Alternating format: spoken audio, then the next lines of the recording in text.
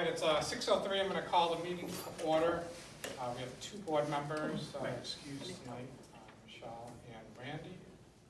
The next meeting is scheduled for next Tuesday, the 12th, here at Canterbury Elementary School. Next up on the agenda is public communication and correspondence. Anything for that? All right, we will jump into the budget work session. You guys want to come to the table? Grab a seat, any seat, doesn't matter.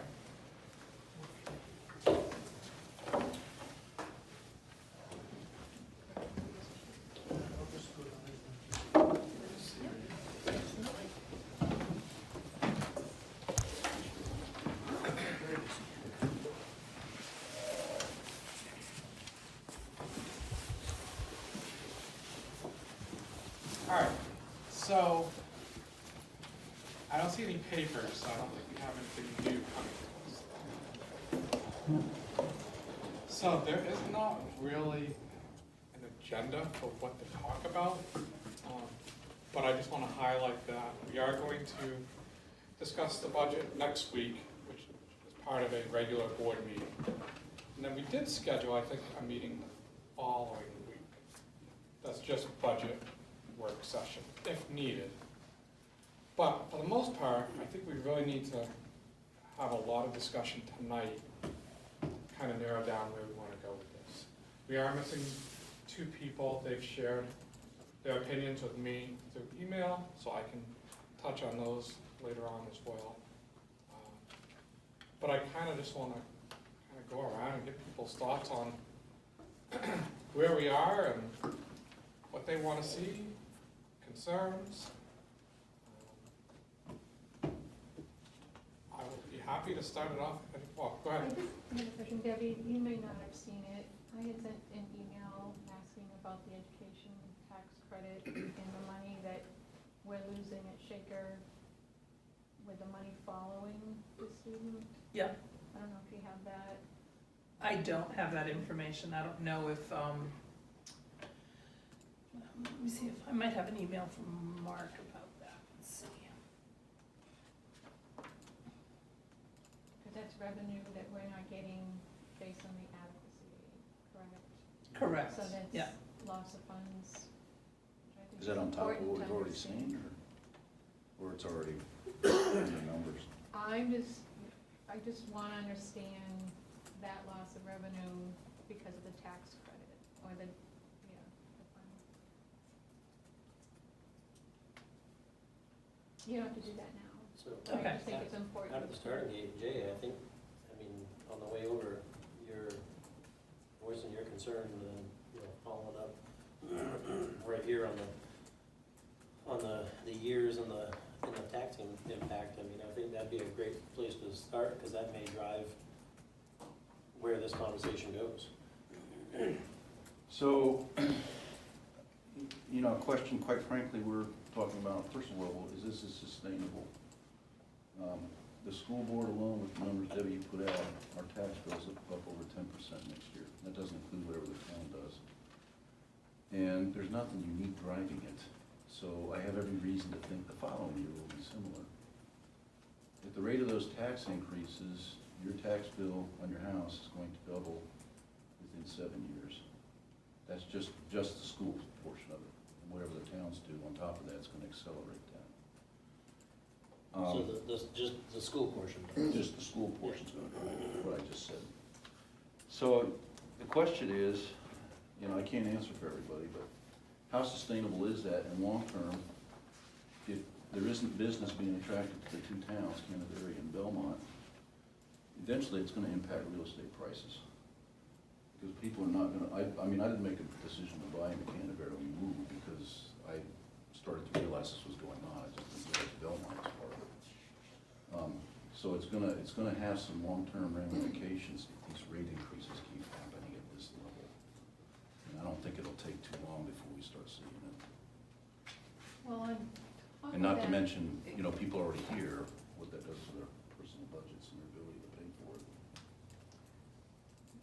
what's your take on the new lawsuit, the Rand and the Conval far as adequacy aid, and then the Rand one, that was the taxpayer lawsuit. Any idea when, We haven't gotten any projections on what the impact is gonna be based on that lawsuit, so we can't put any dollar amount to what the impact's gonna be. because there's, That information's not out yet at all. because the Rand one is a little different than the Conval. Yeah, we've gotten no information on financial impact based on that decision. A pessimist to me says, we've had rulings on lawsuits, but that doesn't mean anything comes of it. Yeah, it's. I mean, that's years my away. concern is, they're still not going to define this what, is a little- what the number should be. This is different, and the Rand one, that's the taxpayer lawsuit, so that's a little different than the adequacy aid, so.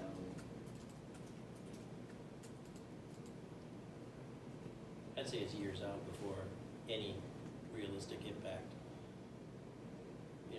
trickles down to, to the individual property owner and or at the district level, trying to fund. The optimist in me is that that was a, decision that is going to impact school districts in a positive when it comes to, Absolutely, yes. state aid as for what that amount is and when that we'll see that amount or any type of fiscal impact. I have no idea at this point.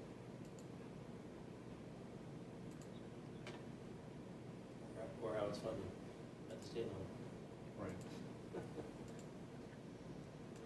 But the Rand one is a little different, right? That's I'm not as the- familiar with that. Okay. I can't really speak to that. Because that's different than the adequacy.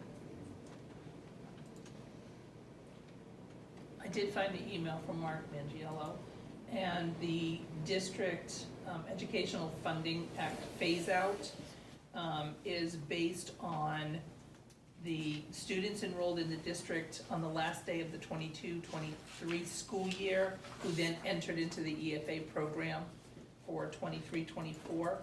There are 2 students in Belmont, and that impacts us $12,852, and there are no students in Canterbury.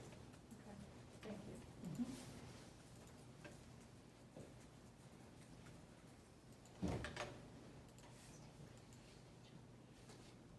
That have entered into the Education Funding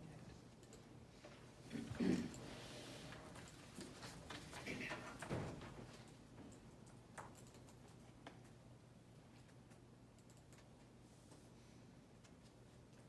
Other thoughts? We talked about the Belmont doing its reevaluation every year, Canterbury's every 3 years. Every 3 years, this sort of thing happens. So next year, next year Canterbury reevaluates, how much will that affect? So Canterbury does their reevaluation every 5 years. 5 years, okay. And there was talk last night at the budget committee meeting about Canterbury possibly moving up 1 year. So a reevaluation in 2 years. So I don't know that that's Just in the 'cause- cards for us. Because I remember we were talking bank about on. the formulas and all that stuff, and Canterbury's undervalued, so to speak, and all that, and I didn't know how that, when it comes time that it reevaluates, how that affects. I'm not 100% about the equalized valuation. I'm not sure how that sort of, plays into everything. I do know 76%, is that what Canterbury, is that what they said? That's what they said Right now, last night, yeah. 76. And is Belmont at 100? Is that what I understood? They're close. They're close. Yeah. They're not They at, shoot, but they're they shoot close. for 100, and Right. I think they're in the low to mid-90s right now. So I'm not, I am not a tax assessor. I'm not. So I don't wholly understand exactly how all of that sort of plays together, but looking at the 2 numbers is definitely jarring. I'll say on a personal note, right, so tax bills and all that stuff kind of came out and all that stuff, and looking at the proposed tax rate, I'm actually beyond this chart and how much it will go up and all that stuff, so I would like to start looking at places that we could, cut in things. Some of my concerns would be, we wanna put $40,000 into a trainer and equipment room that kids can't even use outside of school hours, right? If they can't use it early, they can't use it late. I mean, that's a huge amount of money that we wanna invest in it, that, I would hope that with that time, maybe have expanded hours that kids could use it out of those times.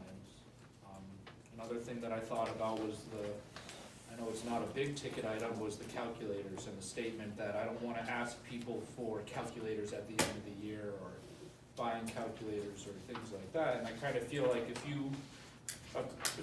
you buy a calculator for your kid and they're not gonna continue on, they're gonna go to liberal arts or something where they're just not gonna need a big calculator at the end of the year, I don't know why a principal or a teacher wouldn't say, hey, if you're not gonna use this thing, why don't you leave it behind? Like, I don't think you're begging if you just say, if you're not gonna use this thing, we could continue to use it, and that kinda, if you're gonna ask for all this money, I would imagine that you'd be able to ask that question at the end of the year if people bought their own. Other things, I don't know if they're, because I've been trying to follow along with the whole furniture thing. I feel like there's a ton of money with furniture, and I didn't know if there's a better way to budget that rather than every year voting on furniture. Like, I feel like it's kind of like it's a wear item. It's going to every X number of years, you're going to need to buy these things. Why do you need to budget it every year to vote on it every year? It's just the same as, I don't know if that's something that could be, there's a better way to fund that kind of thing, just the same as a regular capital expense. Tiles are gonna wear out, every so often you have to do that, so, desks and all that. So those are kind of my three big things to get the ball rolling, so to speak. One thing for the board to think about, if the board makes a decision to lower the cost enough to make a meaningful reduction in taxes, I'm talking dollars, then the way, if I understand it, then it needs to be done in parts of how the default budget goes down, because after watching the deliberative session last year, anything that doesn't drive the default budget down is probably not gonna result in any meaningful change in what people are paying for their taxes. Am I making any sense what I'm saying? So you're saying, are you recommending below the default budget, is that what you're saying? No. I'm saying I think if you decide you want to make a meaningful change in the numbers presented, Yeah. to get through the deliberative session, well, actually to get to the voters, that actually results in a lower budget, then you're gonna have to I think you're gonna need to make some decisions that result in the default budget being a lower number than what's been presented to you. So the default budget is current year adopted budget plus any contractual obligations minus any one-time expenditures. But we So- discussed It's last not gonna time, change. if I understood correctly, that some of those contracts, it depends on the scope of the contract, right? The contract you're committed to, but, for example, staffing levels, the default budget can change if the staffing levels change. So the default budget doesn't change, because you have to base it on current staffing levels. Okay. I see your point though, Jay, so what you're saying though is in order to have a meaningful impact that will reduce the budget in the long game, you're looking at reducing the default budget, which would be something like a reduction in force.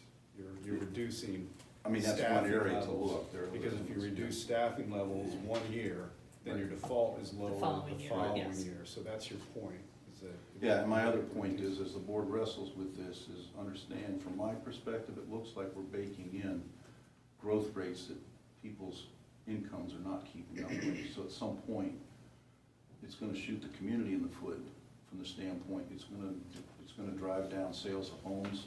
People are gonna have to make decisions to leave. At the same time, I'm certainly an advocate of quality education, so, it's a tough decision, but this is how it looks to me.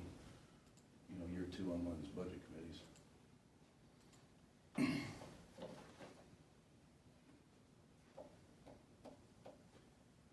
you wanna keep going around expressing concerns, or Does that mean various it's, increase? I don't wanna speak for anybody.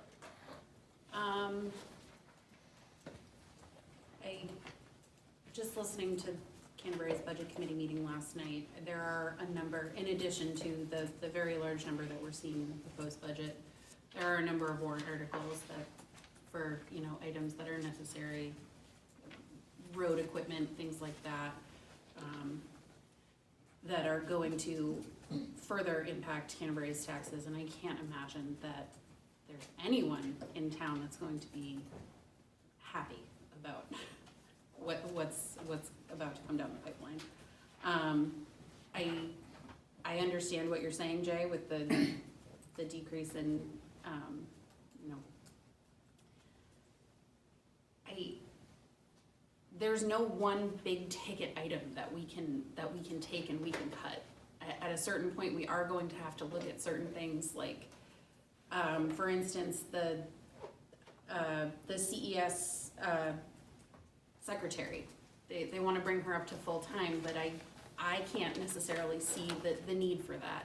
There's 105 students enrolled at CES, whereas the rest of the Belmont schools have full-time secretaries and more than 3 times the amount of students.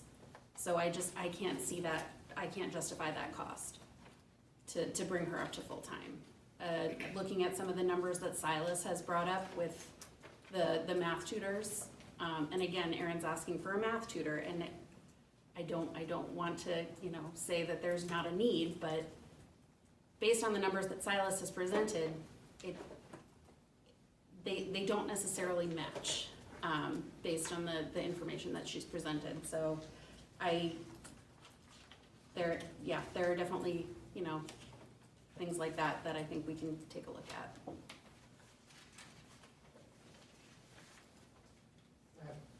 Alright, so, I mean, I'll guess I'll throw the white elephant right in the middle of the table. We've tiptoed around it a little bit. I mean, if we start talking math tutor and calculators and, a lot of these small, you know, small dollar things, it's not gonna add up to make what Jay's talking about, a meaningful reduction in the budget. I mean, if we as a board are not prepared to have a conversation about a reduction in force, because that's where your meaningful cuts come from. And I'm not saying we should have a conversation about a reduction in force because I'm here advocating for it. That's not what I'm saying.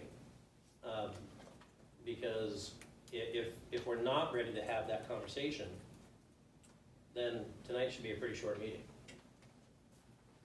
Because there's not a lot to carve out if we're not prepared to have that conversation. I mean, Sean, you were a couple meetings ago or 3 meetings ago, you know, you were kind of floating that $1 million idea that you might want to see, you know, that type of reduction. I mean, the only way to get there, I mean, athletics is approximately, you know, $563 or $565, you know, $1,000. That's athletics across the board. You know, so there's a half. I mean, you could make a cut, you know, if you went all 3 assistant principals at, you know, at the schools. I mean, you're at, you know, another 450,000-ish, you know, give or take. There's $1 million. I mean, if you start looking at electives, I mean, we look at the performance scores for our elementary schools and middle schools, and they're not great. You know, so could someone be an advocate for the elimination of the electives at your lower levels to put that time more into the content area to try to improve those test scores? Again, I'm not advocating, you know, for it, But again, if we're not ready to have that conversation, then like I said, I mean, meeting's over early, early tonight, and it's not out of disrespect to anybody or any positions or, or anything like that. But, when Jay's talking about, the school taxes doubling in 7 years, or potentially less, depending on how contract negotiations go, that's a tough sell. It's a tough sell to the community. And when I'm sitting here saying, hey, we should probably have this conversation, it's a tough sell to the student, rep here, at the school, because you're sitting there going, holy cow. What I don't want you to walk away from is say, well, geez, that Eckberg guy said we should eliminate this, and I mean, that, again, that's not what I'm saying. But it's great that there's a student rep here that can get that understanding to say, hey, this is the conversation that we engage in. Because as a board, we could come to a conclusion, whether it's tonight or the next budget meeting, say, no, we're not prepared to make those cuts. And that's not an unacceptable decision. I mean, it's a very reasonable decision. Or the board could come back and say, yep, I feel that we need to shoot for this target.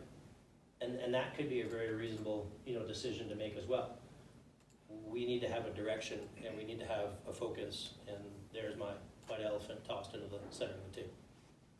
Can I just ask for clarification, Mark, when you talk about electives, particularly at the elementary level, you're talking about the specials, correct? Yes, Because I'm sorry, yeah. electives are only offered at the high school. Yeah, correct. Okay. Yeah, So especially. to somewhat nip that in the bud, the electives that we offered are required in ED 306 rules for minimal school approval.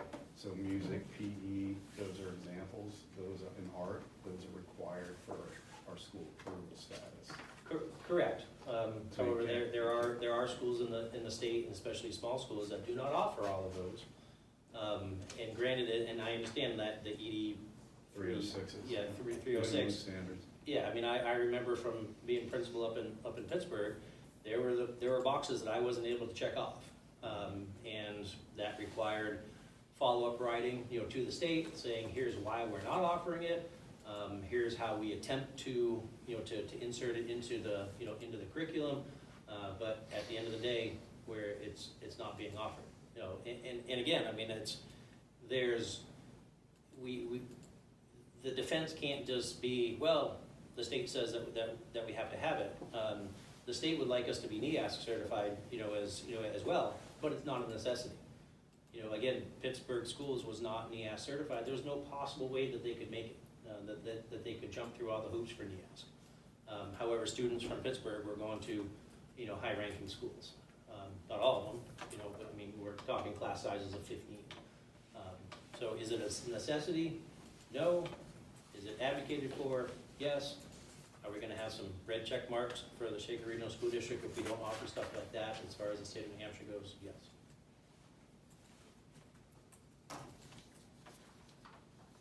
All right. Anything else? Cool. Anything? Basically, kind of what he positions. I know we've got that list of open positions, like, I mean, I look at the class size and everything that was given, and I mean, it's the only way where you can go. I mean, what are we gonna cut? I mean, furniture, I mean, we have a student here who's like, we have sinks that are falling, off the wall in the high school, and they're trashy. We did get one fixed the other day. It was great. Well, there's a Really bonus, excited about but, it. I mean, we all know I like to cut things, but I mean, at this point, we're cutting, it's basically pennies. I mean, there's a difference of what, 365,000 or something like that between the default and this proposed budget. I mean, what are we gonna gain? Nothing. We're gonna beat our heads, cut these little tiny things, and then there has to be bigger cuts. In my opinion, that's strictly my opinion. If that's the route we choose to take. Yeah. I have a bunch, but I'll wait until everybody goes. You have anything you want to add? I mean, I was kind of more along the lines of what Alice was saying, just, I want to make sure that what we are adding is truly needed, and that we're looking at all of those things. I do get that, tax bills, and is this sustainable? I don't know. It isn't. I mean, we are going in the wrong direction. direction. However, I'm not sure what those big ticket cuts are that we can make while still providing a quality education for the students in our district.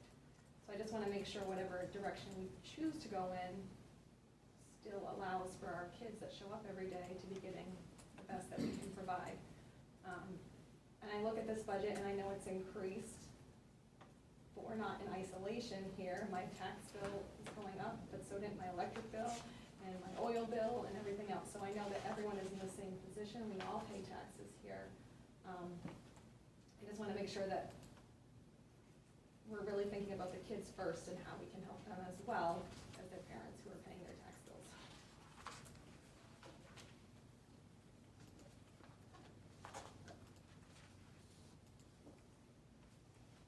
I don't really have anything concrete, but I certainly, I kind of wrote down a little list of everything that you had brought up, and if we end up talking specifically about any of those things, I'm happy to offer some student perspective on that.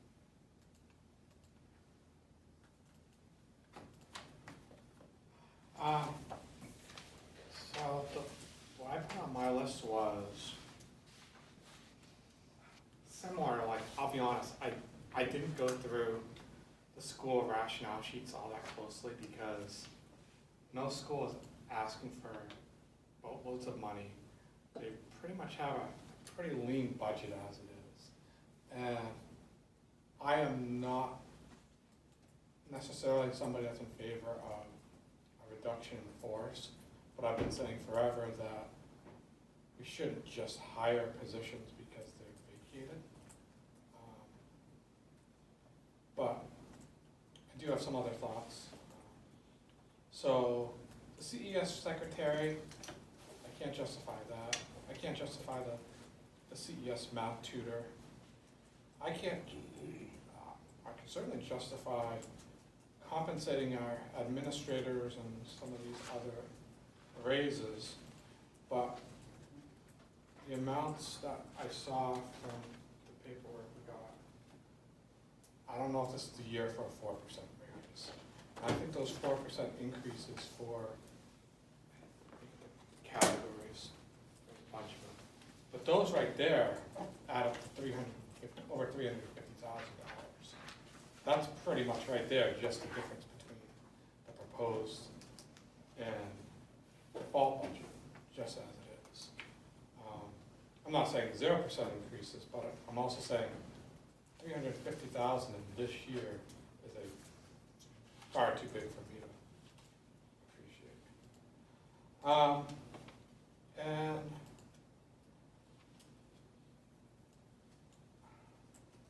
there are other positions, like I would have to go through position by position to figure out if can we get by without that position? I don't know about our RIF policy. I will say we've forever talked about, well, some people have forever talked about the 5th grade at Canterbury, for example. Do we need a 5th grade in Canterbury if we have multiple 5th grades at the middle school? I mean, I think that's one area we can contemplate. We could all say no, and that's fine.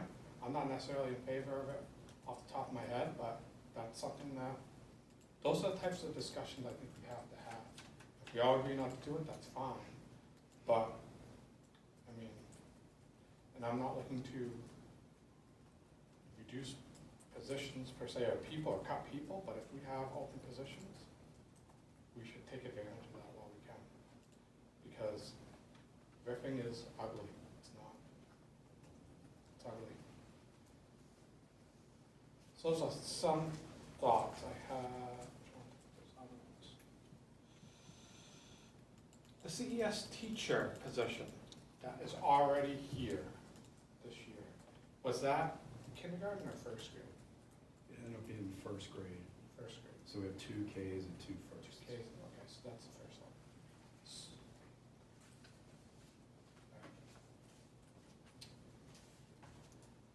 one. The other thing I would just add is some feedback I got through email involved, I'm not gonna say names necessarily, they could say it next week, or Randy can say it after next week. But between Michelle and Randy, there's talk about concern about the math tutor, the CES school year secretary. Those are common themes. The weight room was brought up by one of them as potentially, maybe not the year for that. Looking at the open positions that we got the information on. The admin raises, looking at those. Those are some other pieces that I heard from them. So, to narrow this down a little bit, there are some positional things, like the CES full year secretary, the CES math tutor. I've heard that from a couple of different people. Can we make a decision on that tonight? Like, keep it or get rid of it, or just, I wouldn't call it low-hanging fruit, but it's things that have been brought up by multiple people. I mean, I know it's not even a huge dollar amount. Is it even possible, I I understood what she was saying, it's like the adding enrollment right before it starts or right after it. Could it even just be like extended 2 weeks instead of is there something that I think 7,600 is not a huge dollar amount, but I did understand what she was saying. I don't think the full year is definitely needed, but could she be increased by 2 weeks or whatever to help offset those enrollments, or can the other schools help? I mean, She did mention that BES has a full year secretary. The thing is, We're one BES district, why currently. can't we just work together? Well, right, if we can share that resource, that's great, but BES currently has 331 students enrolled, to Canterbury's 105. So I completely understand the full-time secretary at BES, that's absolutely needed. Unless Canterbury shows an incredible surge in their elementary school population, I know in the middle school, and I believe in the elementary school, that they do have 2 secretaries, correct? And then one is full year, but the other one is just school year. Yes. And we're here, they just have the one, correct? There's not It's just school year. So I With did additional understand, days. I mean, she has days before sure. the school year and days That's after. why, so I did understand that they almost have 2, 1 3/4 or, so I did understand a little bit of that need, I just didn't get all the way to the need. I mean, rather than looking at this too, rather than 4% increases to salary schedules, what about a 1 or 2%? Hey, look, at least something, it's not a 0%. I didn't know if that would, rather than the full 4, at least you're taking down some. Then, You know, I don't know if that,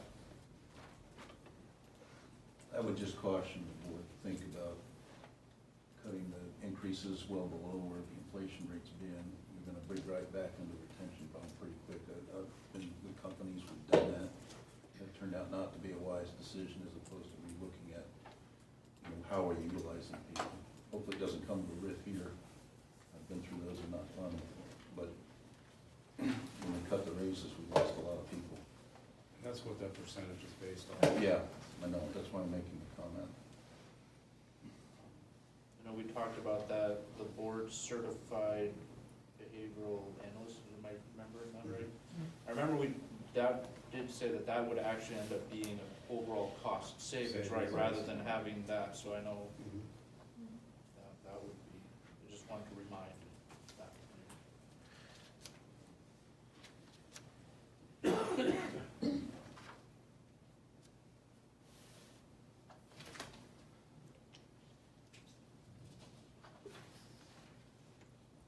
So,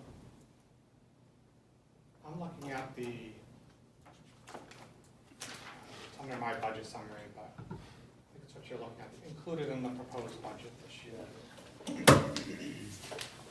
Has, starts to support staff, salary increases, new personnel, other. We could start by looking at that, try to build a little bit of consensus around that. Or at the very least, like this, like year 2 of the CBA, I understand that you can't touch that, like which of the things in this are things that you can't, I guess, eliminate the things that you can't change, or like that BCBA where it's actually a cost savings, I wouldn't Yeah. imagine you would wanna cut that, so like, you know, what aside from those two things are chiseled in stone, so to speak, not much else, right? So we can go through the list, just do it that way. So year two of CBA, we're not gonna touch right now. Right. Can't touch it. School to work coordinator, additional days. That's a request for additional days for the school to work. Are there any thoughts on that position?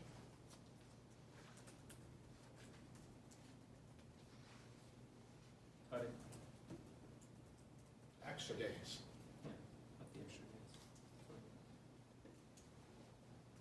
Is there any consensus around that? Can you remind us what exactly that position entails?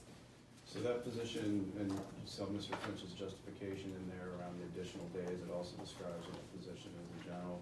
But to sort of simplify the description is this position works directly with students to provide them opportunities outside of school that connects the school to the work environment for career planning as well as potential internships and so forth.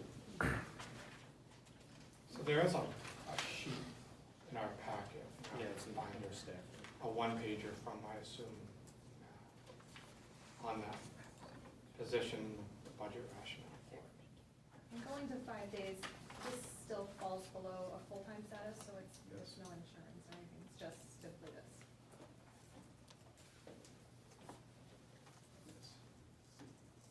So I have that description under the staffing, I don't know if that's what Debbie told us. Okay, thank you.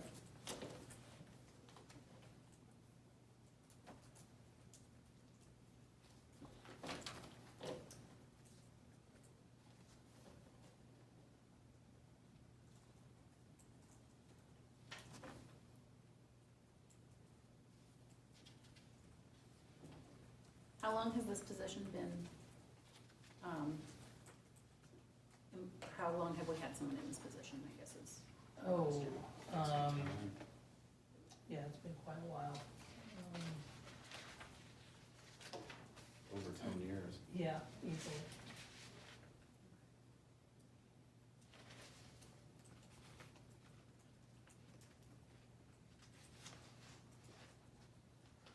I can tell you that as a student, Ms. Ingram has definitely been steadily increasing the amount of work that she's doing with students. I think because the position we've had, but I believe Ms. Ingram she's relatively new. She's only been here for, I think, a couple of years. Yes. So I would say especially this year, I've noticed a strong increase in the time that she spends like in the classroom with students, all of the activities, events she puts on. She's had people come into the school to talk with students and also taken students elsewhere, and I think that's been increasing this year. So I would say that her requesting those additional days definitely makes sense to me because I see that she's doing more work already, so she probably has more that she wants to do. And she does a lot of stuff too, it's quite a big variety.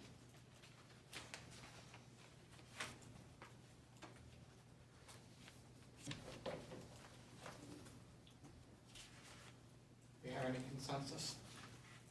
Can we just keep it for now and discuss it if there's no consensus?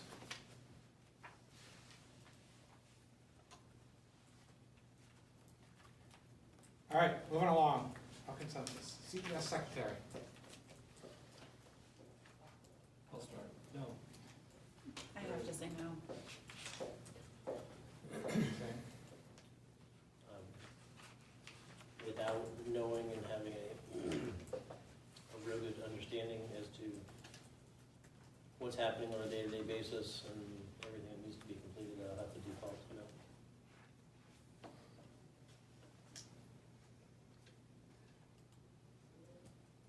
I'm gonna say no at this point as well.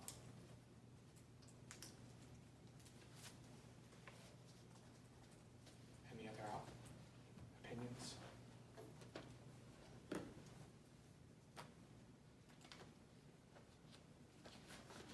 All right, support staff. So, let's look at the support staff, 4% increase to salary schedule. 184,184. I'm torn because we've had trouble hiring and retaining support staff. I totally get that. And inflation, 4% probably isn't anything. It's just, it's a big number when we seem to not want to have such a large number this year. That's a good big chunk of it right there. We can leave it, we can reduce it, we can eliminate it. We have options.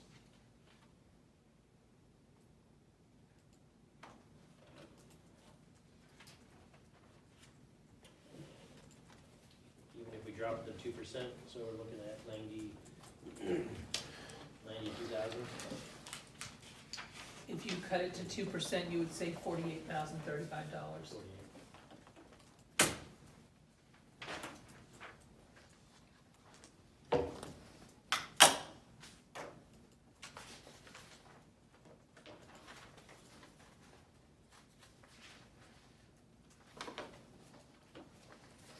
So it would go to 136?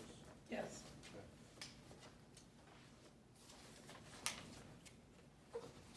So are there any thoughts on changing the percentage? You're cutting it in half doesn't make a huge difference. Right, I mean, that's, again, that, and I don't, So I mean, I like the cut. It's like, just, I don't know. I mean, we either cut all of it, or just, even if you cut it like the 1.5%, it's doing nothing. And I'll tell you which way I think, cut it all, like, all the raises, just get rid of them. That's where I stand. Because if you wanna make bigger cuts, that's what you do. No raises. But we're gonna run against this again next year, as the CPA. So, I mean, this is kinda how it's gonna go next year too. Just looking at the salaries in the surrounding district, I mean, I don't think we could go below 2%, because we're gonna go right back to not people fluctuating, going around to different surrounding towns. Right, and just to bring it back to what Jay was saying before, if you can't provide an incentive to stay, they will leave. I mean, currently, from what's provided, we're like kind of right in the middle of where, but there's, there's higher, there's lower, but not too much lower, so. Yeah. And we don't know what other towns will be doing this current year either, so.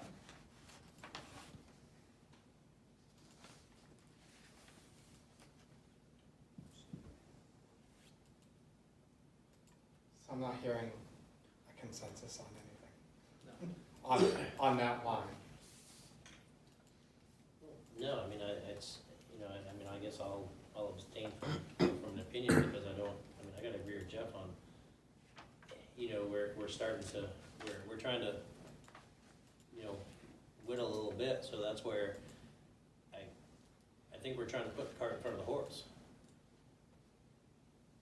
Should we come up with a direction, if we want to reduce the operating budget of Shaker Regional School District, should we come up with a number to shoot for before we start trying to say, well, should we decrease that from 4% to 3 or 2 or 1.5?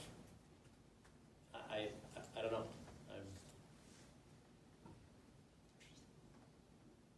I've all along been shooting for something below the default budget, which is at least $366,000. I'm not comfortable, especially tax increase on the proposed budget's crazy for Belmont and Canterbury. I certainly am not, this year of all years, comfortable proposing something above that default amount. That's just my personal opinion, it's been like that pretty much from the get-go and has been reinforced with some of the revenue and tax information.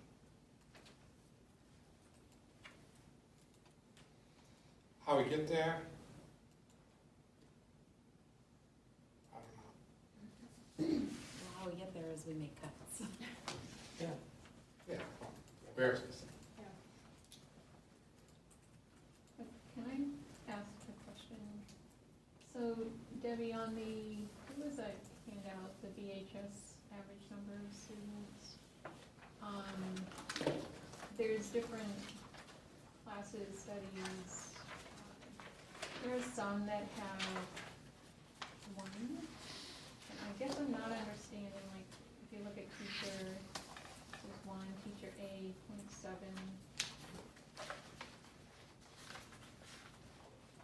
Skills with success, 2001, 1.3. So I'm just trying to understand that and what the cost is for those.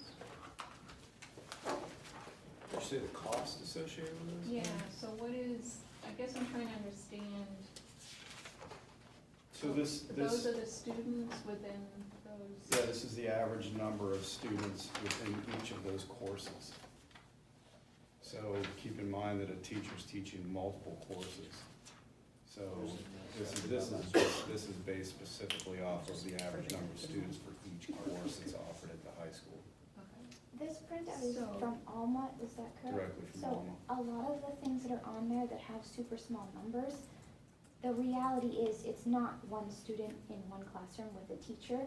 A lot of those things are combined into larger groups of kids with one person in the room. So all those teacher aides, that's not an individual class. They're in a classroom full of kids, almost just as an additional student. But because of the way our system works, it has to be separated. And like for VLAX and for independent study and dual enrollment, all those students are in the same room. They're just doing different things, so they're listed under different So- activities. So let me ask a specific question, and I'm not looking to cut calculus honors, for example. But calculus honors, it says average number of students is 4.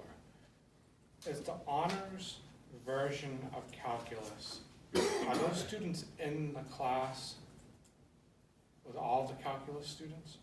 There's not a separate, or is there a separate honors calculus class? I don't know.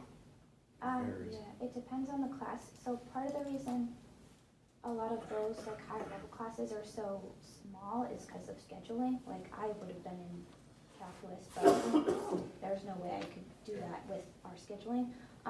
A lot of the honors, some honors credits, you get the honor credit by participating in the regular class, but again, it shows up as a separate class on there, Yeah. even though it's the same thing. Some honors classes are separate, and some higher level classes, you can only take the honors version, there isn't a regular class. So it So depends it on, depends on the class. depends on the class.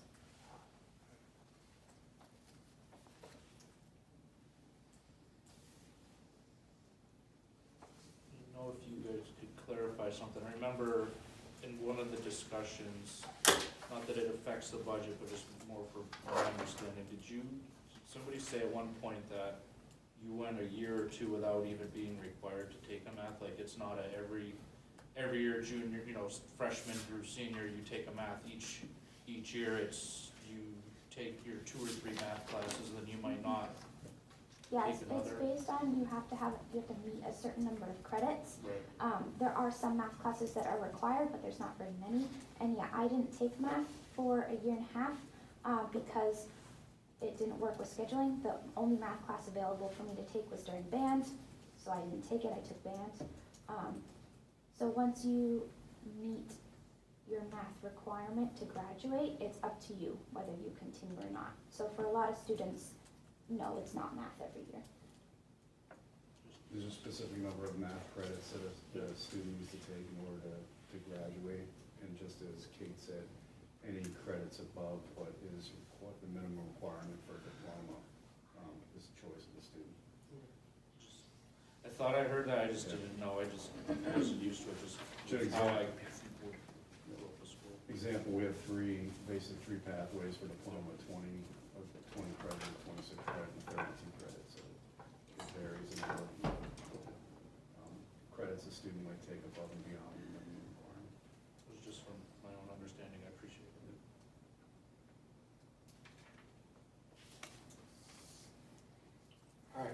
move off the 4% increase to salary schedule, $184,000 for the moment. Administrators, 4% increase, amount of $77,311.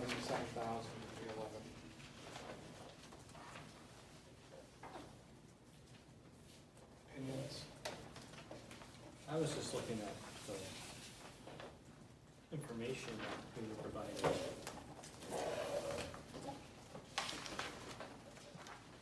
I think they've had a pretty good increase over the last couple of years. Last 5 years.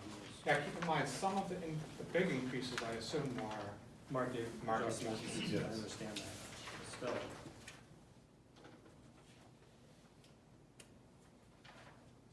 I think the number to really focus on is that is the 5-year average percent increase.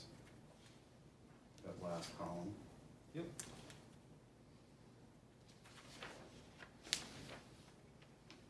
The drop for the consort CES, is that when Mrs. Morrison retired? Yes.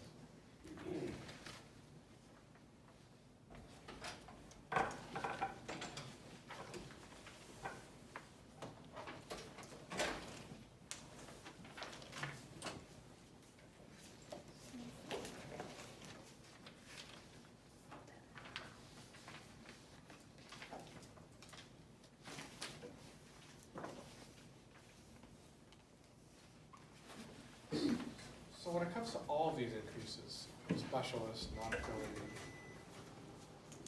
support, when Debbie has time, just to put a number out there, I would like to see what the savings is if it went down to 2%, so half, 2.5%, 5%, just to give us something to work with. So if I wanted to figure out the current pay, because you start with the column, and that's, at this point, 5 years old, what they were making, right, 5 years. You then do the math out to figure out. They have the column that Where says the the current 5-year is. total. Right, well, right, okay, so, That's what that particular position has gained in 5 years. I know there was a market adjustment, but that person still gained that money. so does this mean then, take the first one, the AD, in Yep. 18-19 was at $56,000, I'm reading Yep. that right, but to see what they're currently at, you would add The 17,680, okay.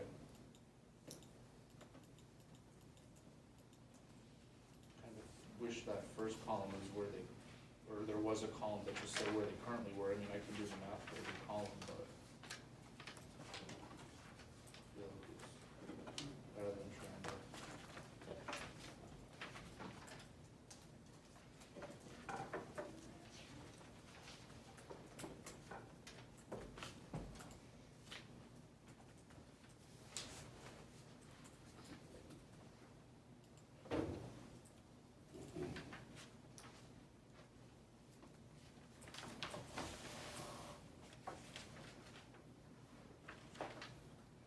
I just, everything costs more nowadays, definitely, I'm living now. But, in this budget of 4% increase is more than I can do. So I'd like to see the increases cut in half, as just a number to throw out there. I'd be interested to see that as well, that'd be a thing.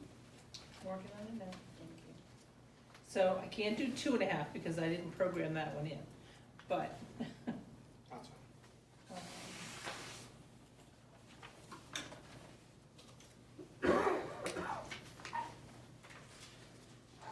Taking all of those to a 2% increase would cut $115,683 out of the budget. Could you provide the individual savings? So the support staff would be $48,036. Thank you. The non-affiliated would be $18,844.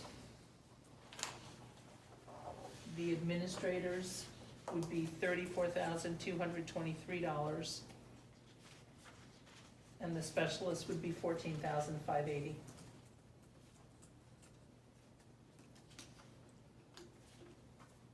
equals how much you said? 115,683.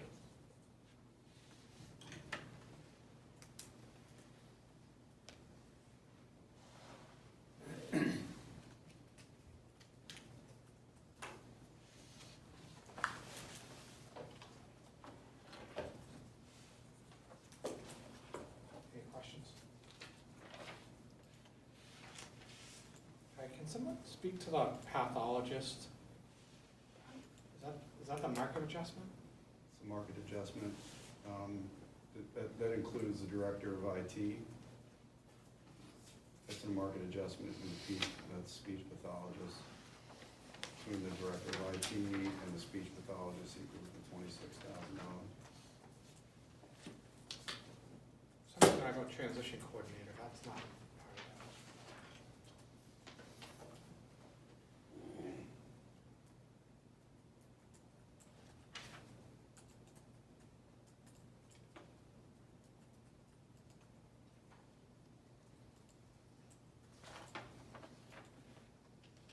Questions or thoughts on that?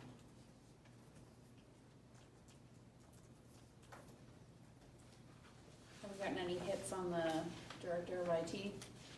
Yeah, I actually offered the position to multiple candidates that denied because of the salary. That's why I put in the proposed budget, because we're much lower than what other districts are offering for that same position.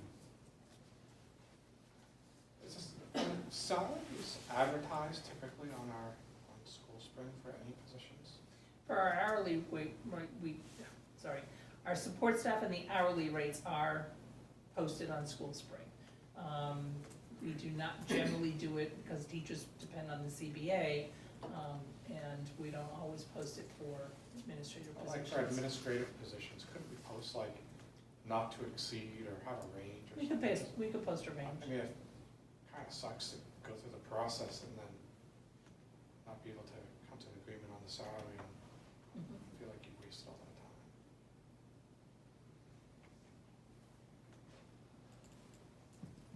So I just want to reiterate for the non-affiliated support, that 5% was based on the fact that these positions that are part of this group, highly competitive in the private industry, as well as the fact that they don't get steps as support staff. That's why the 5% is there compared to the 4%. Very, very concerned if we're giving minimal raises to that group specifically because of the draw to the private industry. It's an easy walk out the door to make more money, a lot more money. And they're the type of the positions that are difficult to fill and train.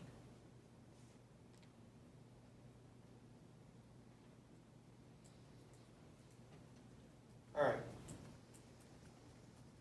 Questions about the salary increases section? Strong opinions?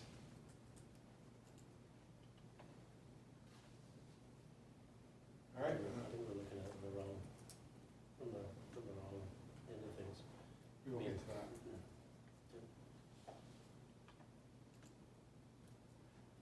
I just want to go through a few more of these. New personnel, behavioral assistants, you don't have a say on that. Can't touch that. Those are part of the plan. That helps. The teacher for CES is a position that's already filled currently.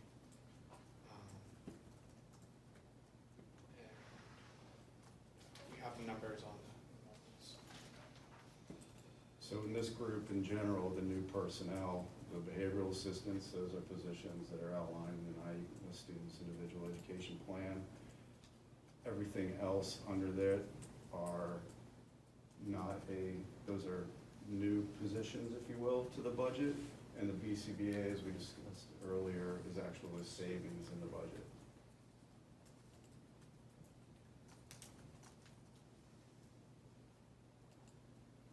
So the athletic trainer and the math tutor, do we have opinions on those? Anybody have opinions? I know we talked about the math tutor for CES already. It sounded like there were multiple people that were not in favor. Is that still the case? I don't think I don't think I can justify that. Low hanging fruit, What's that? low hanging fruit. Based on the Not numbers, inclined to go for that one just yet. based on the numbers that have been presented, I'm not inclined to. What about the athletic trainer? So,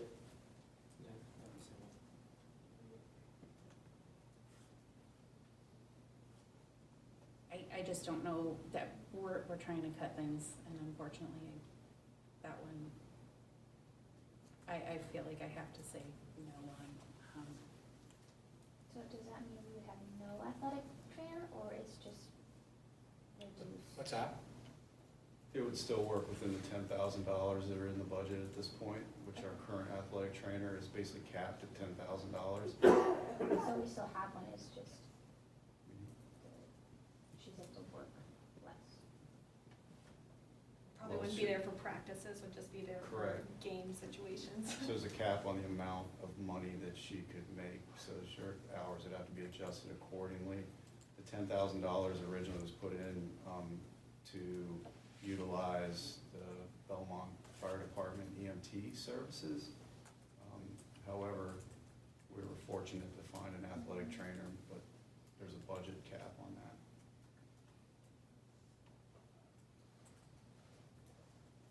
So if we cut the 20,000 and just keep it at what it's at now, do you think that she would stay? I don't know, Kate, I can't answer that. Because if we cut that and she says, like, tried it, like, it's not feasible, and she leaves, then we have no athletic trainer. at all.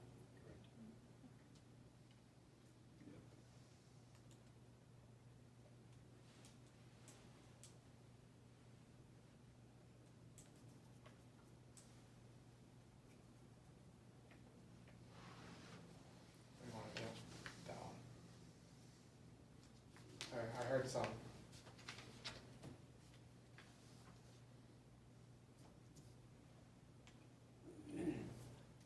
that one's gonna have minimal, a minimal impact. Minimal impact, how's that? In the budget? Oh, no, overall to what's being offered in Shaker Regional School District.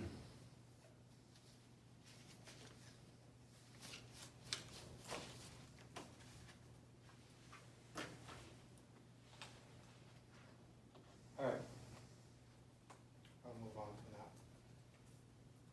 Other things, health insurance, transportation for homeless, even this, the stipend for the BHS NEASC accreditation work. I think we probably don't have to do that, but I'm inclined to do that as well. I have a question on transportation. Has anybody ever explored what it would cost if the district ran their own buses? We have not. It would be a major outlay to purchase enough buses to train the drivers. We'd have to put some kind of a depot in on our own. We'd have to hire mechanics. We have not explored Yep. setting up our own. I mean, we've talked about it over the years, but it just hasn't gone far. And I think one of the concerns I would have is, we've had years where we've had trouble getting first student to find bus drivers. And I'm concerned if we would have any better luck doing that, like, Well, We would not. Well, I asked a question, I mean, when one of my first teaching positions, there must have been about six straight faculty that actually made the bus runs in the morning. Well, not in the morning, but they made the bus runs. It's kind of an interesting setup, the way that school handled it, whether or not that can be reproduced anywhere, I don't know. But you had your captive,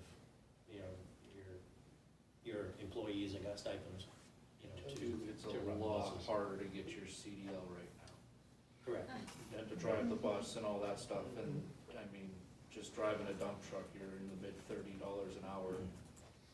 So to do that and get somebody with a CDL to drive a bus, I wish I'd done that rate.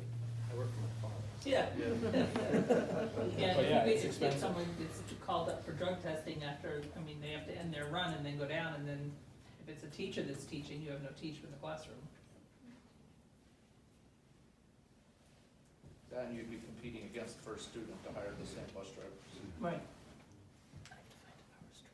You would also need somebody to coordinate the transportation, so you'd be adding a position. Shoot, just the building alone, the house, the buses, and fix them would be out of this world expensive right now. Not to mention the buses. Like finding a good diesel mechanic nowadays, good luck. All right, so I kind of want to go through that included in the budget, in the proposed budget page. So can I ask Sean, what was the consensus on these items? What's that? Can I ask what items there was consensus on? I only had a couple.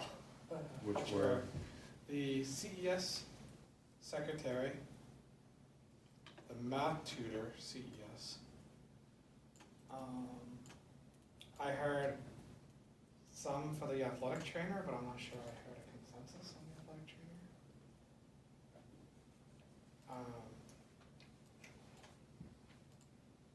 We have no consensus on the increases. I just threw out a number. A little lower. So, I mean, if we want to talk about big ticket and talk about positions, that's what I've heard. If we want to make a real dent in the budget. Are people willing to talk about that right now? So we're running out of time. Can I just ask a question? So, I guess, I don't have kids in the school any longer, but as a resident and a huge supporter for public school system, I'm not big on just looking at cutting positions, I mean, unless it's really justified. Teaching positions and so forth, I'd rather see other cuts that look like we're responsible as far as the budget process, but not necessarily cutting out the 7%. So, wouldn't we rather look at programs rather than staffing positions? So why not? That's slightly. So now that we have, although the high school is a little opaque and you want us to look at the student-to-teacher ratio, I don't know how that compares in New Hampshire. So, and then you look at the course offerings, you know, at the high school level, are we spread too thin? Maybe not, but if you start having those questions, then to Mark's point, maybe you can focus in on core of the quality and not cut all the extracurricular activities. I don't have any sense right now if we're spread a little thin and we can consolidate, get at least the same level of quality, if not a little better, and in the process, there might be some positions that go away. I'm not saying not cut any, I agree with what we just walked through. But I just feel like we're just looking at cutting positions. Why not athletics? Why not other programs? Why are we just focusing, I guess, on staff? Because that's the major driver of your budget, it's 88%. But you need a quality education. A You do need- But responsible that was one of the things budget. that, that I, brought up, is at least to engage in the conversation about, if we did eliminate all of athletics, I think the number was 563 or 565. I mean, that's $500,000 if you eliminate all the athletics. Is anybody gonna be happy about that? No. I mean, that's a really, that will probably be a tougher conversation for taxpayers to have than if you cut faculty the way that people, I completely agree with you.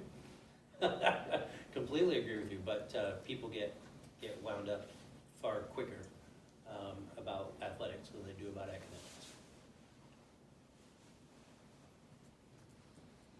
You gave us this Who they are. vacancy report.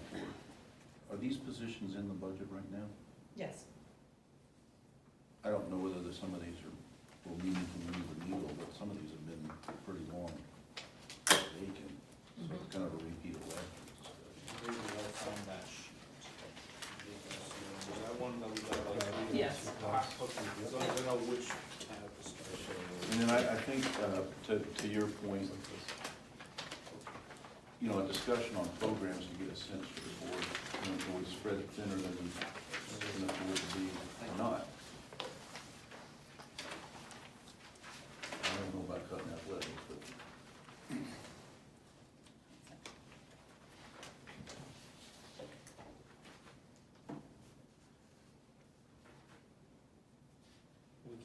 We can't cut special ed at all, right? So those positions, and the one Jay's looking at is like 886. You can't touch that. Right. Legally, there's a, Oh, this is all special ed? Some of Yeah, those are, but Some part of of those are it, special ed, if they're Right, special ed, and- you can't touch it. right, and part of that too is, we may have had someone who applied for that assistant, general special ed assistant, but we really needed them more as a one-to-one behavioral, so we kind of would have redirected them, to fill another position. So that may be why one of those is out so long. Well, if it's required, how do we go like 886 days for one of these positions? We've been pulling from other support staff positions to fill those required positions. Okay, but, so I'm not clear. Is there in the budget this specific position in addition to the other people that are being pulled to fill it? Yes. Yes, Okay, so it may not be optimal, you're pulling to make that position work, but for whatever reason, you can't fill that position for, you know, almost 3 years now. But we're carrying that in the budget, it's the same conversation we had last year. Do you still want to carry it in the budget? yeah, you have to make a good faith attempt Okay. at filling that position. If you ever get pulled into court, which I'm sure you let the test do, if you're not making a good faith attempt, then you're in trouble. Okay. If you are making a good faith attempt, you know, then it's far less trouble if you really get called to task. Okay. Comes down to compliance, Jay.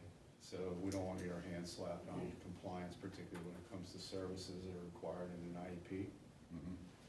No, I understand that. And just to Mark's point, it has to be a good faith effort to make sure that you're providing those services. Just so I understand, I'm gonna pick one position here, the assistant general special ed, been vacant for 886 days. Do we have a student that has that needs that position?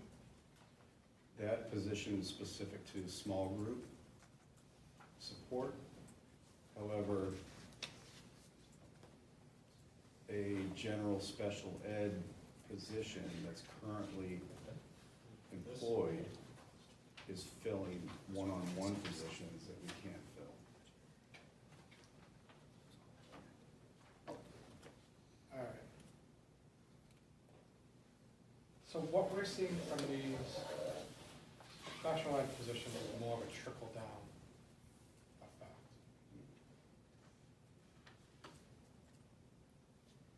All right. Custodian and groundskeeper. The custodian vacant for 599 days. This is a BMS custodian position. Mhm. How are they operating right now, Working through a contracted service. which is in the budget? but we cut the budget next year, the contracted service, because we're hoping to hire the position. We're not carrying both in that case. Okay, that gets out of my question. We're able to contract the services because of the vacancy. It's a contracted service, which we're utilizing. We are, Is that a savings over this position? no,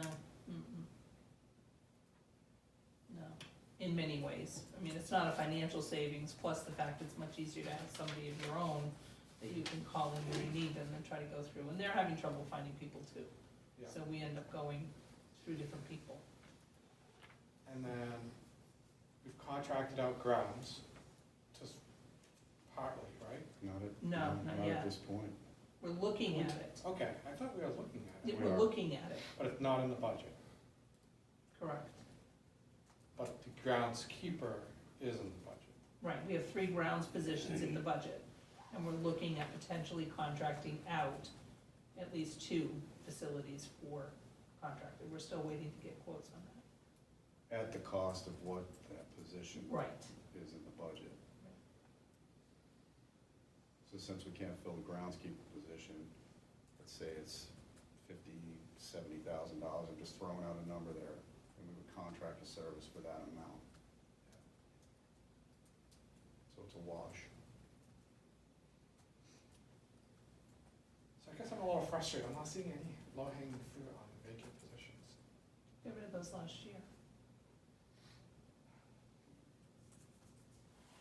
And you probably don't anticipate getting an IT director until we increase our salary. That's why I put it in there, So absolutely. this position will potentially be open all year. This year, yes. The current people that are working in our IT department, are they being compensated in any way? I mean, they must be doing extra work at this point to, Yeah, so we to make that have work. one person in the department that's being paid as a lead.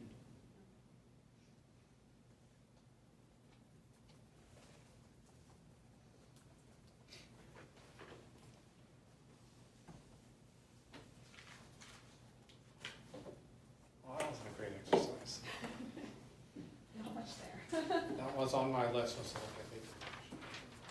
So I can send this to you, I don't know if there's any truth to it, but I follow a couple other local town groups, and somebody put a cost breakdown of, it is Franklin centered, but the pay in associate, or relative to other people, so it's Franklin, Alton, Ashland, Barnstead, Bow, Guilford, Kearsarge, Laconia, Winnisquam.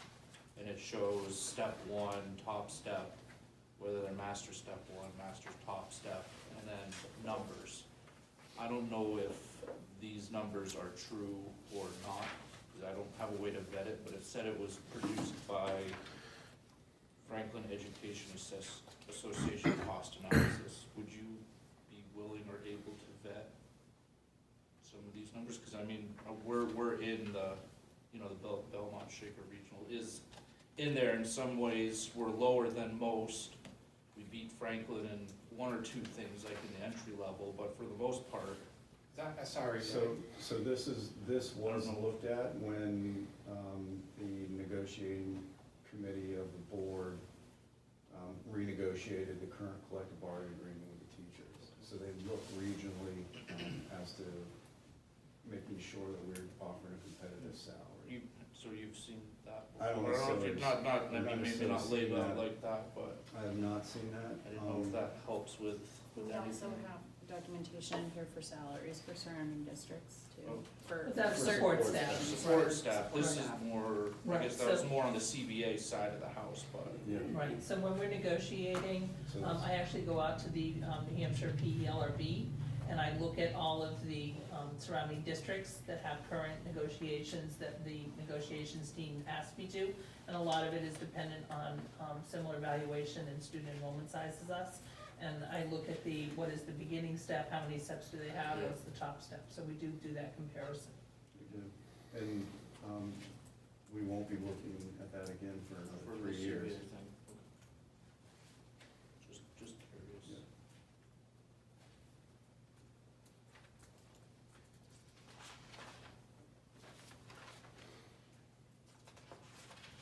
So, one question for Michael and Debbie, this is just my question, but if I wanted to reduce the budget to get to or below the default budget,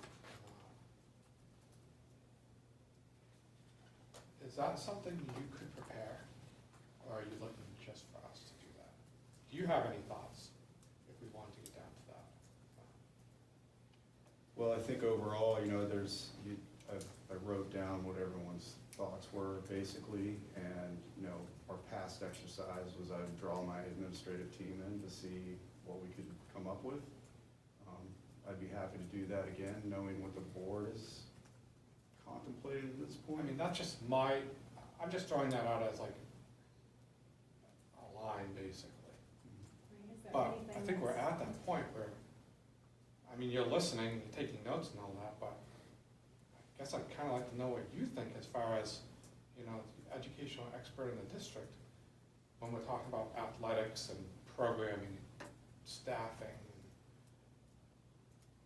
I don't know how you get to that without some major cuts in those areas, but I would like your feedback on your thoughts. Knowing that nothing you're gonna propose is what you wanna propose, but I think what we would look at specifically is anything that is being added as new to our current staffing situation. I think another low-hanging fruit, as the term been thrown out tonight, is the $30,000 in there to hire a consultant to facilitate strategic direction. That's in the board line. You could push that off another year if you needed to. You know, so there's some items that we would look at. I know it's gonna be tough to come up with $300-something thousand, though, but very difficult.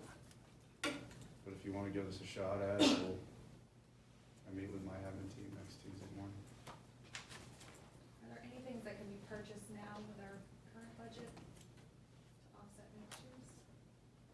I mean, anything we could buy ahead?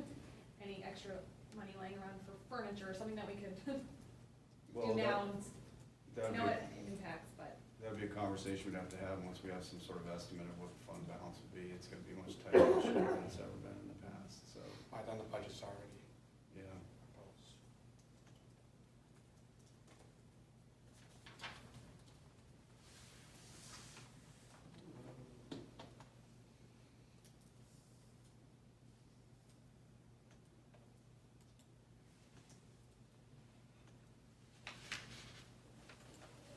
I don't know, I mean,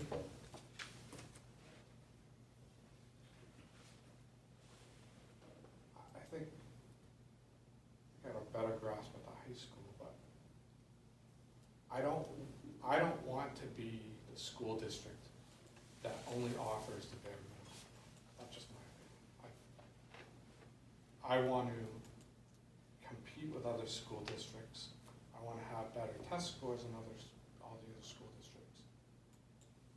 And I want to be able to offer honors courses and allow the students, our students that have graduated and gone to Ivy League schools, gone to Ivy League, you know, master's programs, we should be proud of that. And if we lower ourselves to a minimum standard school, I mean, I'm frustrated with the taxes as much as anybody, but I think our kids deserve better than just, I won't name some of the other districts, but we're better than some of those. I wanna lower the budget, I can't do what we're proposing, but I also I can't go bare bones to the minimum offerings from a programming perspective. And I can't cut athletics as a whole. I could cut within athletics, sure, but I couldn't cut athletics. I couldn't cut, you know, in the grand scheme, co-curriculars are not a big expense, and I think that's what makes our district great, is we offer, for the number of students we have, I think we have a pretty wide range of co-curricular offerings. We should be proud of that. But that's $175,000 itself. I guess I wanna know what specifically makes up that $175,000. Can't be stipends. So, Well, that was what Yes. Debbie had provided to us. That's the stipends, that's the fixed cost Yeah. items, that's the supplies, that's the, if but there's any it's dues more or than fees, transportation. transportation. Yeah. All Yeah, inclusive. it's all Yeah, inclusive. all inclusive, Yep. right. So here's a suggestion, it's probably too late in the budget process for this year, but going back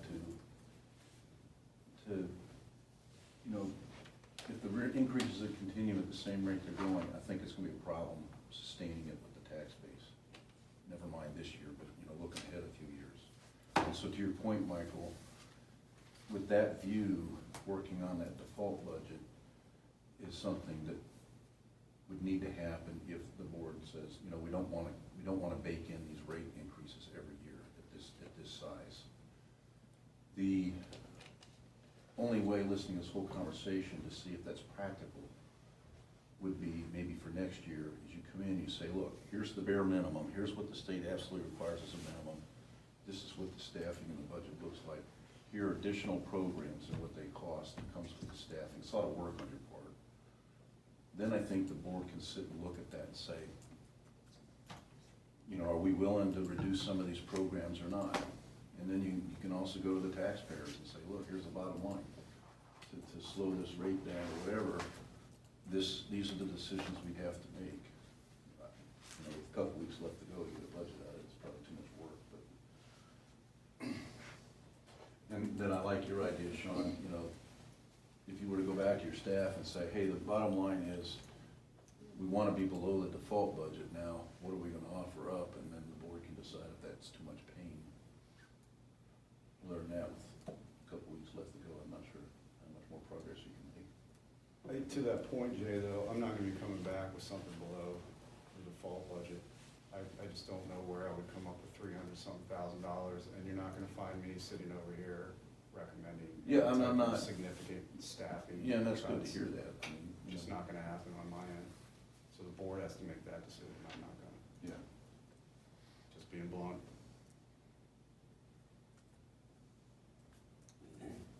So just out of curiosity, if the board said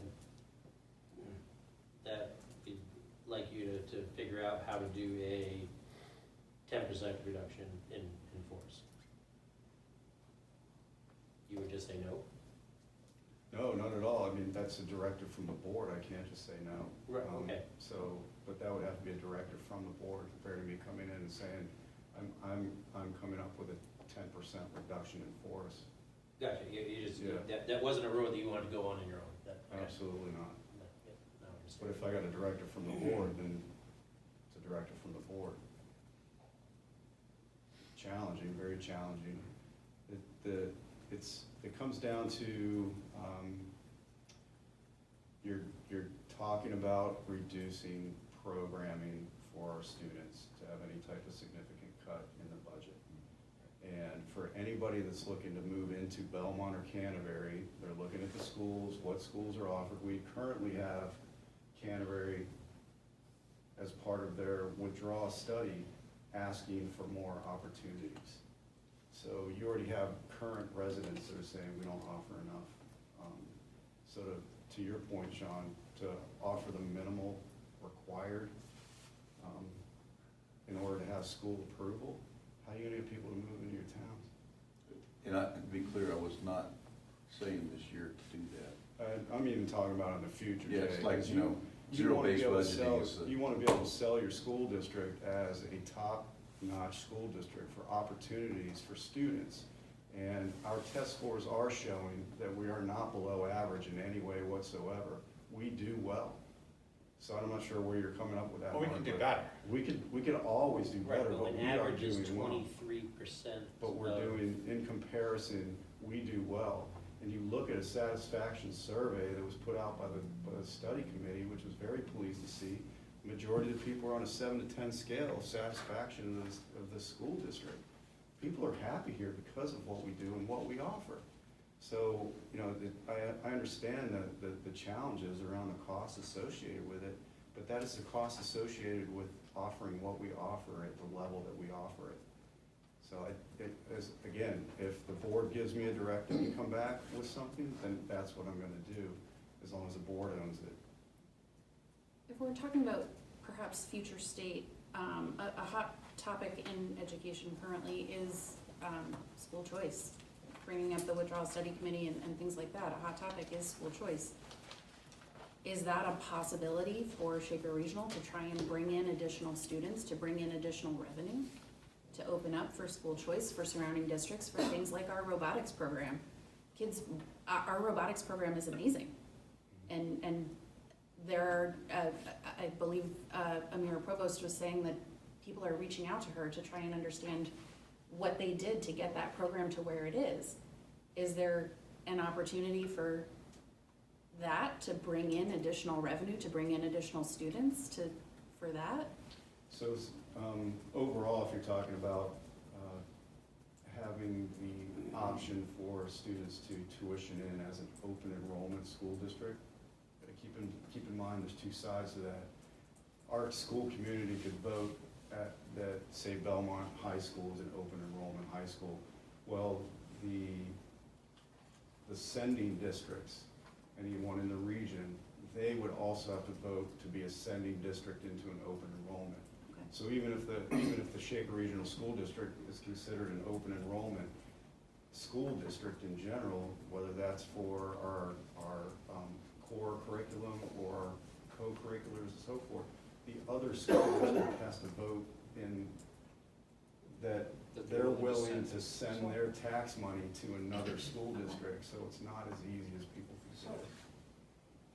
But to explore the option, you could always explore, it's just a matter of if you're gonna get any It is a any very buyers. hot topic right now, honestly, the school choice portion, and I haven't done enough research on it, but it does sound like it's becoming more and more popular, so I don't know if that's something that we may want to look into, or even just, study a little bit. It could be a revenue source by all means. It could also, I mean, It could go the other way too, when we're It goes the paying other to send kids out. Correct. and volatility of that. So one year we could have increases, next year we have decreases, like You never be able to predict your revenue. budgeting would be, I mean, not a no, but it's one of the things you have to consider when having that discussion. Just want to make sure I understand what you're saying now. Is it Prospect now Mhm. that accepts, Prospect Mountain is considered an open but we don't enrollment high have school. students going, We do not and currently. we can't because we haven't passed. Now, the board could agree to pay the tuition. If there was a student that was interested, you'd have to bring that specific request to the board for approval. However, the voters haven't approved Shaker Regional School District to be a sending district to an open enrollment school, because the voters have to approve sending their tax money to another public school district So, compared to their Michael, district of residence. just a question, why,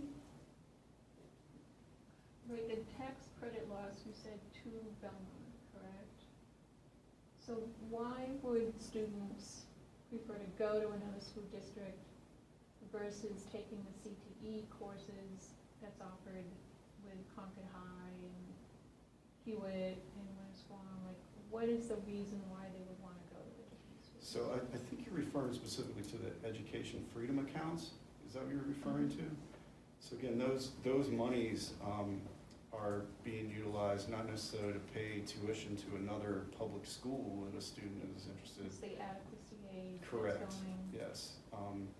So, families might choose to go to a different school or a different school district because of the offerings that might not be available in their district of residence. So they might be opting to go to a private school for a different type of educational setting, a charter school, homeschool. Even homeschool families have access to those education freedom accounts. Or family, this is outside of the education freedom account realm, might decide to send their child to another public school, much larger, potentially a high school, for additional course offerings. As for CTE offerings, we send students to multiple CTE centers And based they're on what's being Good offered. programs. And they're great programs, absolutely. The other thing we might want to consider is, I think if we've had students that have had an interest in tuitioning into Shaker, and we have, I thought we quoted them, basically the cost per pupil amount, Mhm. is the correct amount, and whether we should be looking at that. Because I'm not sure, taking in a student here or there, or 10 students, whether that amount, if it were lower, would reasonably justify the additional expense of bringing the student to the district. Maybe we look at that number say, you know, in many cases, I don't know how to phrase it, but basically, maybe we look at that number and say, we would be willing to take on additional students by lowering it slightly or something like that. So I know we've had cases where they've looked at the number and then they balked at the idea. But if it was lower, that would potentially help. And I'm not sure, a student, you know, I don't know, 12 students or 24 students, 2 students per grade level is gonna make an impact, a negative impact on our school district and what we can offer. But it could provide a positive impact from a budgeting standpoint. It's only if you grow the student-to-teacher ratios. To your point, you know, I don't know where that line is before you start dipping down on the quality, but good thought. That's the other side of the equation you gotta think about. Yeah, I mean, what you're talking about, Sean, is increasing the revenue, Yeah. you know, our revenue stream, if you will. Without But cost. your revenue, yeah, your revenue stream has to outweigh your expenditure in order to make a profit, quite honestly. So it'd be I think it'd be difficult because you're talking about a large number of students that would be asking of tuition in. And we definitely wouldn't get those requests if we're minimizing or reducing programming and course offerings. Why would people come here? They go hand in hand. You wanna sell something, you gotta have a quality product and a lot of offerings for people to wanna be here, particularly if they wanna venture out from their own resident district. Certainly wouldn't offer it for less than the people who already live here. Mm-hmm. You know, if it's $16,000 per pupil for an education, I wouldn't sell it to somebody else for 15 or 14, I'd ask 18, 19. That's another good Point point. is 18 or 19. You know, but I'm just saying, like, if I live here and it's, you know, whatever it is, Yeah, you certainly wouldn't, to attract people, you certainly wouldn't undercut the people that already live here. that's a really good point. Yeah, make your taxpayers pick up. So I don't I've wanna seen have- districts do exactly that, so they can keep the student load at the levels to then keep the faculty at those sustained levels. So it has, or it occasionally happens. Subsidized in other towns. Well, yeah, I mean, I'm not advocating one way or the other, I'm just saying that I've seen it. Just curious, okay. It's a good point. So, I'm not clear from what I hear. Does Michael have a go-to as far as the default budget? I mean, getting to the default budget, coming back to tell the board or not? My understanding is you're just going to see if what potentially could even be looked at. I mean, there's not huge amounts. You already went to your administration and said, this is what we have, what we need. They can look to see if there's anything we can do further, but I would want some sort of direction. I mean, if I'm getting consensus to bring it as close to the default as possible, then that's what we would attempt to do. But other than that, I mean, you sit around a table with a group of administrators that have already justified their request for the budget. Challenging conversation without any type of specific direction or target that we need to get at. I mean, asking the superintendent and building administrators to do that, to see what their suggestions to come That's back my with. opinion, but I I mean, wanna that hear- would, that would at least get other people's ideas onto the table. I mean, that's obviously, we're not, you know, acting on it, but it could be a method to get additional information. I think so. Sure, we can look at it. Like I said at the beginning, not much you can do. So, you know, last year, I loved it. Put my teeth right in and take off big chunks, but what can you take off in this budget this year? I mean, we can take some little stuff off, but we can look at it, but I mean, how far are we actually gonna get?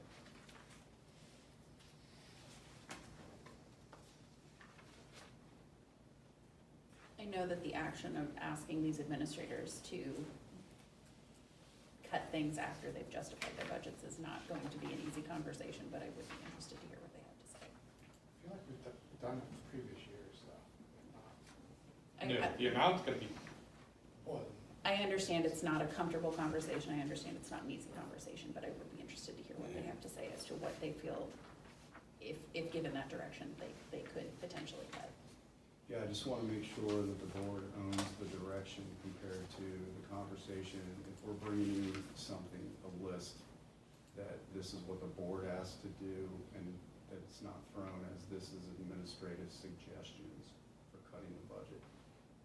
Because I put forward a proposed budget that I recommended, so if the board is asking us to come back to you with items to look at, that it's still considered a directive from the board to do that. Yes. Okay, so in all the Because we're asking. conversations that happen from that point, yeah, thank you. Is that Is- a motion? No, I don't need a motion for that. I see the census. One other question I had, is, I don't know if this is just if this is consistent with all school districts or just us, you know, between the town and the school district, but the town will have like a budget, and then they'll have a crap load of warrant articles, a bunch of warrant articles. We typically have very minimal warrant articles, they're the same 2 or 3 we have every year.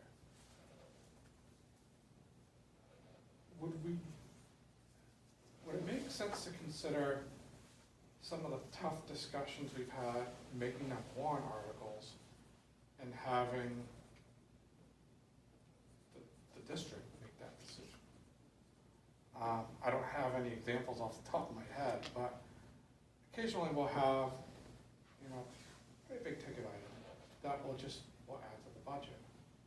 Or we'll cut it, or we're not sure, and we go back and forth on it. And whether we would be better off putting it in as a separate warrant article and let the towns decide what they want to do. The risk is, if it gets voted down, then we cannot move forward with it. So if we had extra money in the budget, we couldn't do it. But it puts some ownership on the taxpayers too. So, again, I don't have So any. you could warrant article out co-curricular activities. So that work with 2 towns, with 1 town says yes and 1 town says no. No, but It's a- both towns vote on the Both towns school vote. district ballot. Yep.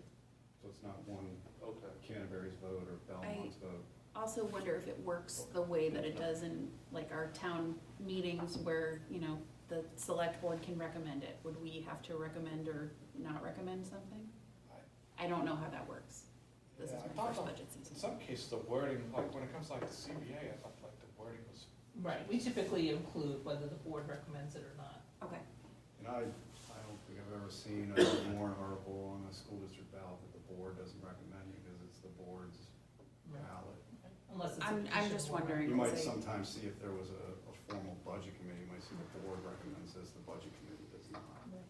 I'm just wondering, because yes, that is, I feel like most things that get presented at town meetings typically get voted in because it is recommended, so I was just wondering.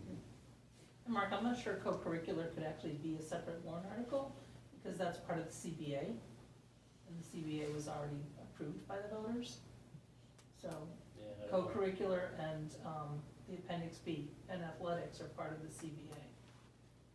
Right, So- I'm just, and we may need to check, I mean, again, I'm Yeah, just, I for don't- purposes yeah, I of don't- conversation, that Right. Sean brought it up, you know, we may have to check with with legal, because you could take the lump sum of that 162 and say, here's what it costs for co-curriculars, and toss it out to the voters and say, hey, But they already voted on it. they voted on A spending. collective bargaining agreement, Right. which included those co-curriculars. Those stipends are part of that So, CBA. right, so you can't break out the CBA and say, okay, will you now vote on this, which you already approved last year? Yeah, I don't- Again, if the board was interested in, say, cutting Interesting. athletics in general, you'd have to find those monies somewhere else. Because athletics are gonna be part of your budget, because they're already voted in. The stipends piece. Right. But you understand what I'm saying, like, that's one way we could do it, I think. Right, like if we I'm had not- proposed the replacement of the generator for the high school and we had built it into the budget, that would be something that you could pull out and put as a separate warrant article. But again, no means no, so if the, Wait, is the generator in the budget? no, it's just an example. That's a good example. Right, Yeah.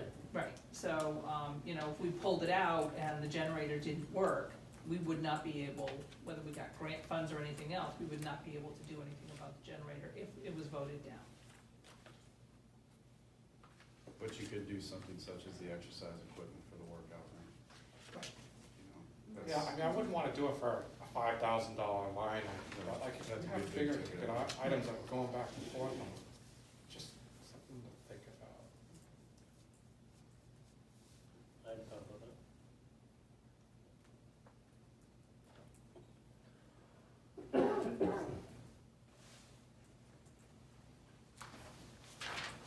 Should I cover everything?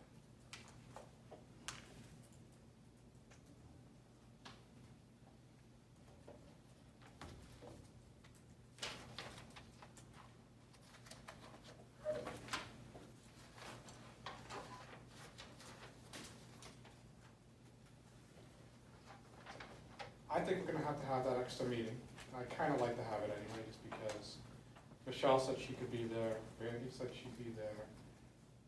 It'll give us a chance to have 7 board members, which we won't have next week either, because Randy will be out next week. So, I think if you have a chance to meet with the administrators before next Tuesday, We have a meeting scheduled for next Tuesday morning. I mean, I was hoping to get some information from you for the next meeting. You'll get it that night, Sean. I won't have it till you until Tuesday night. So what are we doing next week? Regular board meeting.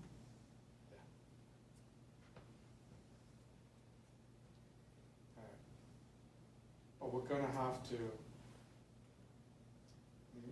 it'll be on the agenda for budget development, see what goes from there. But we're gonna have to make a decision that following week, I think, on everything. You may make some decisions on Tuesday night, particularly based on what I can provide to the board that evening. And it's not, there won't be any items that we haven't already discussed, quite honestly, that you've already seen in the budget, so it won't be new information that night.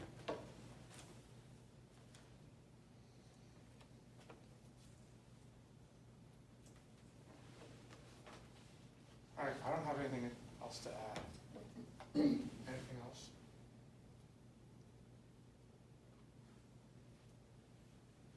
I will say, I know we didn't get into like the nitty-gritty, nasty details about some of the things that were brought up, but I think we talked about them more this year than we have in previous years. I mean, I think we definitely see how much of a tax impact this is having on the 2 towns. I don't know what'll come of it, but it's definitely a discussion that I've been heading towards. I will say one of the things that I really appreciate about our budget discussions is our advisory budget committee members and the points that are brought up that we don't think about because you folks are sitting around the table. Very helpful. Appreciate it.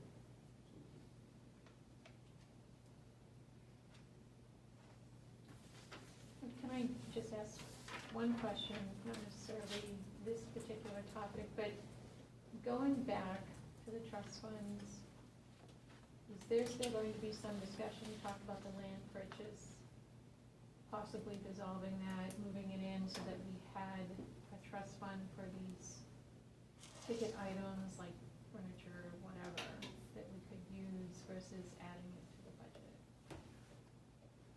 So we would have to discuss that when we're putting together warrant articles, which we tend to do somewhat late in the game, quite honestly, and that would probably be a conversation we would have. We could start it next Tuesday. It's on our agenda, our draft agenda at this point. We're gonna finalize it on the 18th. Yeah, this multiple ways to do that, either put the warrant article to create an expendable trust fund to be funded from any fund balance. Because if you want to create an expendable, if you wanna create the trust fund but have it funded, then you'd have to add it to your budget anyway.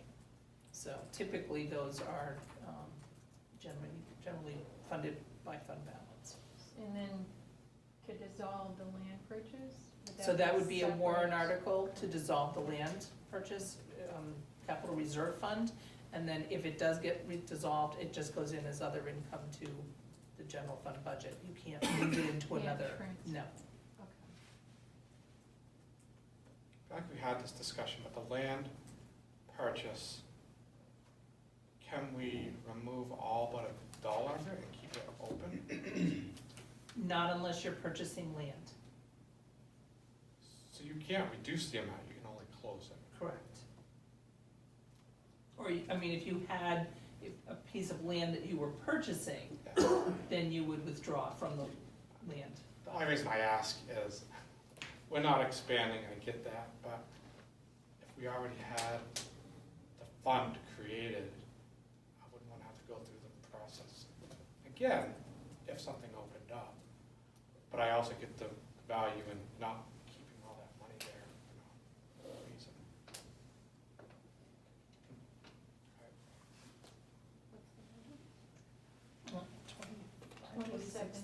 Anything else? 72565.